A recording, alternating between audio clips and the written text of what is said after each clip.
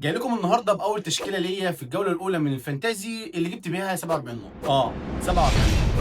هكلمكم النهارده عن تشكيلتي اللي جابت 47 نقطه، وبرضه هكلمكم عن الماتشات المهمه اللي حصلت في الجوله الاولى، وهنتكلم برضه عن تاثيرها على الفانتازي، ومين اللعيبه اللي تفضل معانا، ومين اللعيبه اللي نصبر عليها، ومين اللعيبه اللي نبيعها اصلا. فتعالى اما اقول لك، تعالى.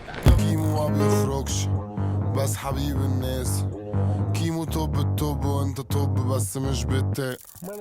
يا جماعه انا جبت 47 نقطه، اقل من الافريج اللي كان 54 في اول جوله، جبت 47. بدانا حلقه الدم بدري بدري كده. تعالى نبدا الاول كده بخط الدفاع، واقول لك ان بيكفورد جاب لي نقطتين وخيب املي جامد جدا، مع ان الماتش كان سهل وكان ممكن يجيب نقطه اكتر من كده. ويليامز نقطه، وفريمبورج نقطه، غير النقطه اللي جات لي. يعني انا مش عارف انا ليه كل واحد فيهم يجيب نقطه. كونسا وجاب لي 3 نقط، وده نزل بعد ما مارك بتاع ساندرلاند ما لعبش. الوحيد اللي انقذني وهو كوكاريا، اللي كنت اتكلمت عليه قبل كده في الفيديو اللي فات، وقلت لكم ان هو مهم ولازم يبقى عندكم في الفرقه. يبقى روح بص على الفيديو اللي فات. نيجي بقى لخط الوسط، فيرتز ومرموش. واحد كان صايم باين وما كانش شايف الدنيا فيها ايه، والتاني مرموش ما نزلش غير في الشوط التاني، وطبعا الاثنين ما عملوش حاجه. فيرتز جاب نقطتين ومرموش نقطه. نيجي بقى لاكتر واحد جاب لي نقط من غير الكابتنه، هو قدوس ب 10 نقط. والملك صلاح كابتني جاب لي 16 نقطه، طبعا في الدقيقه الاخيره لما جاب جون وعمل احتفاليه جوتا، وكان مشهد مؤثر جدا وهو بيعيط بعد الماتش ما خلص. نيجي بقى للهجوم، انا ما كانش عندي خط هجوم خالص. جو بيدرو وجيو كيريس كل واحد جاب نقطتين والتاني جاب نقطه. جيو كيريس اللي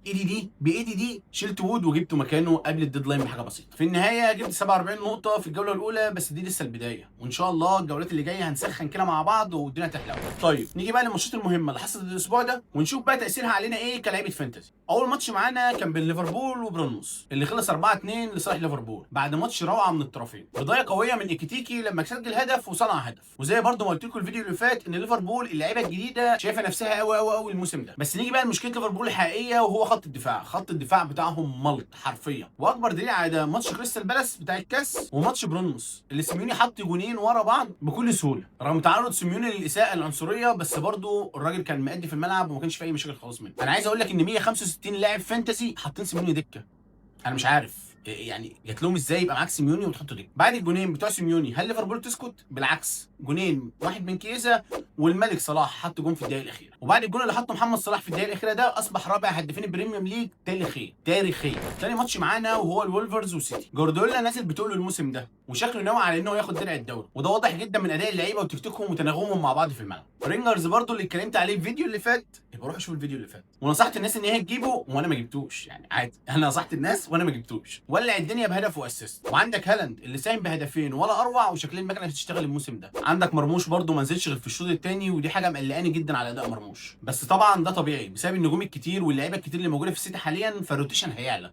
وطبعا انت عارف جوارديولا دماغه تعبانه في حته الروتيشن دي بالذات. نيجي بقى للماتش المفاجاه والفرقه اللي ما حدش كان يتوقع ان هي تعمل اللي عملته ده في الماتش اللي فات، ساندرلاند وويست هام. الفريق قدم مباراه حماسيه ومثاليه وهجوميه قدام ويست هام وفاز عليهم 3-0. ما كانش ينزل واد مارك، كان يجيب له نقط، كان يجيب جون ولا اسيست ولا يعمل اي حاجه. طبعا ما حدش كان يتوقع ان الماتش يبقى بالطريقه دي، او ان ساندرلاند تفوز على ويست هام. وطبعا لان ساندرلاند لسه طالع على الدوري ممتاز الموسم ده، ومن رايي ان هو ده السبب اللي خلى اللعيبه يبقى عندها حماسيه كبيره جدا ان هي تكسب الماتش ده غير تالق اللعيبه الجديده والصفقات الجديده اللي النادي جابها الموسم ده. نيجي بقى لماتش اليونايتد وارسنال. ارسنال نجح في ان هو يستغل فرصه ركنيه عشان يجيب جون، وهو طبعا ارسنال بيجيب جون بركنيات كتير قوي، وبرغم الخساره اللي خسرتها اليونايتد، ولكن كانوا هم مستحوذين على نص الملعب بطريقه كبيره جدا، وسجلوا 22 تسديده بس كله في الفاضي. عندك كونيا وموبيمو الصفقات الجديده قدموا اداء حلو قوي في الماتش ده، وانا شايف كده نصبر عليهم ماتشين وهم يخشوا في جو الفريق، وممكن اليونايتد يبقى حاجه ثانيه خالص الموسم. نيجي بقى للماتش الميت وهو ماتش تشيلسي وكريستال بالاس. تشيلسي تعادل مع كريستال بالاس 0-0 بدون اهداف، وبرغم السيطره الكبيره الفريق ما قدرش يعدي خط الدفاع ولا يجيب جون حتى. ايزي احرز هدف، ولكن الفار الغاه في الدقيقه 13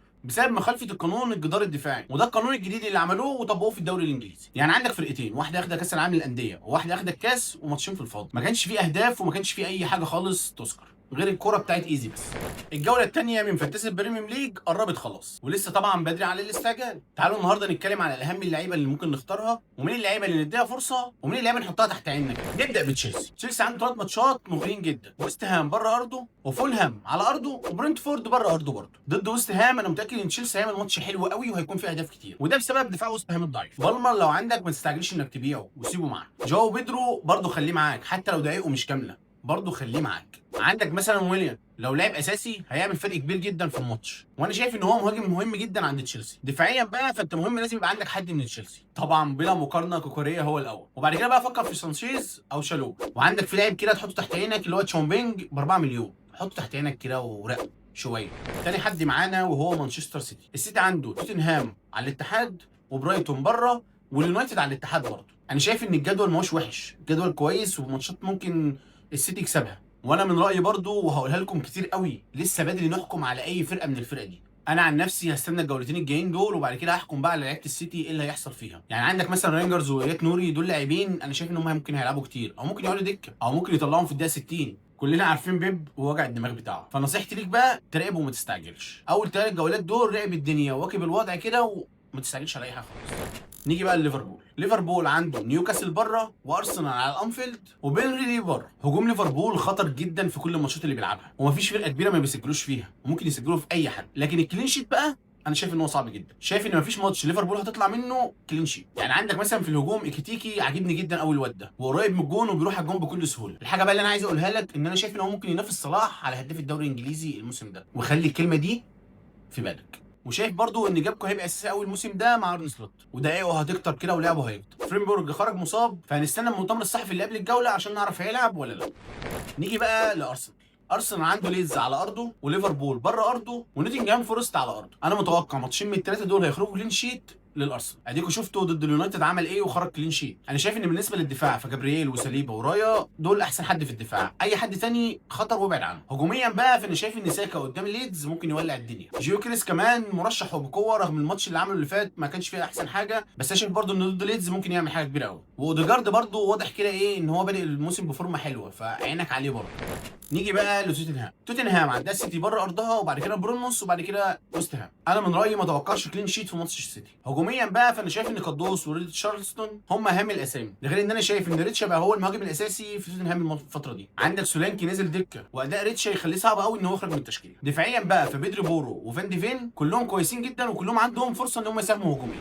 نيجي بقى لاستون فيلا. استون فيلا عندهم برنتفورد بره ارضهم، وكريستال بالاس على ارضهم، وايفرتون بره ارضهم. واتكنز وروجرز لو عندك كمل بيهم، عندهم فرصه يبانوا قدام برنتفورد في الماتش الجاي. لكن دفاعيا بقى ففي الضياع خالص. عندك كونسا مطرود ومش هيلعب 3 جولات، اللي نص اللي بيلعبوا فانتازي جابوا كونسا، انا منهم. نيجي بقى لكريستال بالاس. كريستال بالاس عندهم نوتنجهام على ارضهم، واستون فيلا بره ارضهم، وساندرلاند في ارضهم. انا شايف ان جدولهم ممتاز، وليك شفت قدام تشيلسي عملوا ايه. لكن في نقطه مهمه لازم كلنا نخلي بالنا منها، وهي ايزي خلاص هيروح لتوتنهام، وهجوم كريستال بالاس هيتاثر بالموضوع ده، فخلي بالك. هجوميا بقى لو ماتيتا وصار عندك فما تبيعهمش، ادي لهم فرصه. دفاعيا مونيز وريتشاردز اديهم فرصه، لان انا شايف ان هم خيارات ممتازه جدا. برضه انا شايف ان كريستال بالاس يطلع 2 كلين شيت في ال3 ماتشات دي بسهوله قوي. نيجي بقى لباقي الفرق الدوري. نيجي بقى لويست هام. جدولهم صعب جدا، ودفاعيا هم مش احسن حاجه، والكلين شيت شبه مستحيل. اليونايتد بقى فهو بوادر حلوه جدا قدام ارسنال. عايزك تركز مع موبيمو وكونيا وسيسكو، ال3 دول مهمين جدا. نوتنجهام فورست بقى فانا شايف ان هي قدام كريستال بالاس الكلين شيت هيضيع، بس وود اساسي وخيار ممتاز جدا هجوميا. اديك شفت الجون لما الكره اتقطعت وهو جرى اصلا قبل ما الكره تتباص، زي انت شايف في الفيديو كده، فهو لعيب دماغه حلوه وبيروح على الجون بسرعه. برونوس بقى فعندهم وولفرز وتوتنهام وبرايتون، هجوميا خطير جدا. ودينا شفنا سيميوني قدام ليفربول عمل ايه رغم تعرضه للهتافات العنصريه. برضه بص على ليفينيلسون، انا شايف ان هو هيبقى خيار حلو جدا قدام الولفرز. دفاعيا بقى فابعد عن اي حد من برونوس. الخلاصه بقى يا جماعه لسه بدري على انك تغير 2 و3 و4 في الفرقه بتاعتك. ادي فرصه للعيبه اللي انت اخترتها جوله و2 كمان، وبعدين قرر. ناس كتير بتتكلم على الوايلد كارد وان هي عايزه تعمل وايلد كارد. انا من وجهه نظري الوايلد كارد ملوش وقت ثابت، ممكن تعملها من الجوله الثانيه وممكن تعملها اصلا في الجوله الثالثه. لو تشكيلتك فيها اصابات او لعيبه مش اساسيين او غلطات كبيره جدا ساعتها بس تفعل. استنوا قبل ما نقفل، قولي لي بقى مين عندك الكابتن الجوله دي، ساكا ولا صلاح ولا بالمر، ولا انت عندك مفاجاه ثانيه؟ ما تنساش تقول لي في الكومنتات، وما تنساش اللايك والشير. سلام.